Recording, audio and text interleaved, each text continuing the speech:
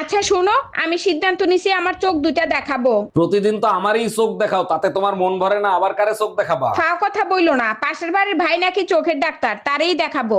উনি কিন্তু তোমার স্বামী না, চোখ তুইলে হাতে ধরায় দেবে।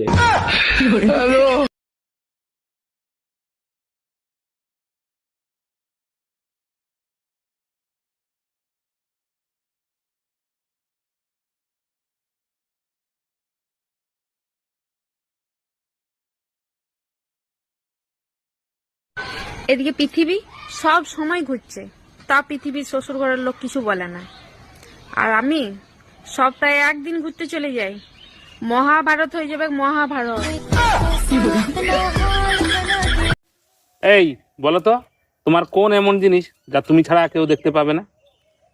আমি ছাড়া কেউ দেখতে পাবে না? না কত কিছুই তো আছে আমি ছাড়া দেখতে পাবো না। না, তুমি ছাড়া আর কেউ দেখতে পাবে না। কেউ দেখতে পাবে না? তোমার এই জিনিস তুমি ছাড়া আর কেউ দেখতে পাবে না। আমার বুদ্ধি? না, হলো না। তাহলে কি আমি জানি না। বন্ধুরা তোমরা বলো তো কি হবে? এই শুনছো, বাজারে কাঁচা আমে ভরে গেছে, এবার কি আমের আচার দিবা না? অবশ্যই আমের আচার বানাবো, পাশের বাড়ির ভাবি আমের আচার খাইতে চাইছে। এই ভাবি তোমার কাছে আমের আচার খাইতে চাইছে কেন? কাহিনী কি? এইখানে কাহিনীর কি? ভাবি প্রেগনেন্ট, তাই আমের আচার খাইতে চাইছে। এই ভাই তো বিদেশ থাকে, ভাবি প্রেগনেন্ট হইলো কি করে? নে জুতোটা খোল, এবার হাতে নে।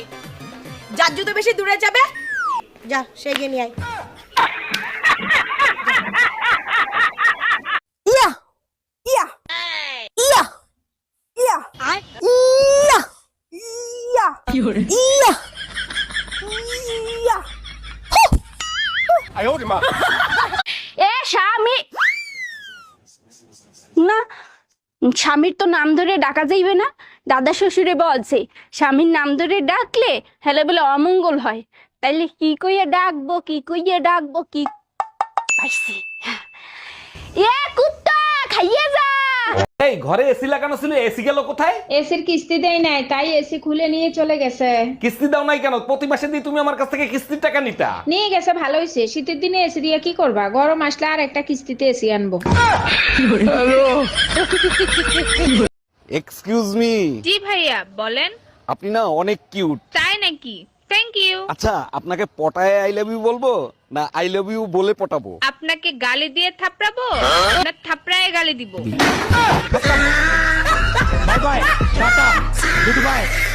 ভাবি, বাইরে দেখছি একটা মাই হলে পার্কে করতেছে। গুরুগা লাভ নাই। মানে আমি বললাম না। আরে শালার গিয়ার বক্স আগের মতো নাই, নষ্ট হয়ে গেছে। বলছি এইটা কি ঝুনঝুনি পোদ্দারের বাড়ি? না না, ঝুনঝুনি পদ্মার 3 বছর আগে এই বাড়িটা আমাকে বিক্রি করে দিয়ে তো চলে গেছে। সে তো এখন এখানে থাকেনি। কিন্তু ভাই তুমি কে? ঝুনঝুনি পোদ্দারের নামে একটা পার্সেল ছিল, পার্সেল দিতে আসছি আমি। আসলে আমার নামই ঝুনঝুনি পদ্মার। আসলে আমি ভাবছিলাম তুমি কিস্তিওয়ালা, লোনের টাকা আনতে আসছো।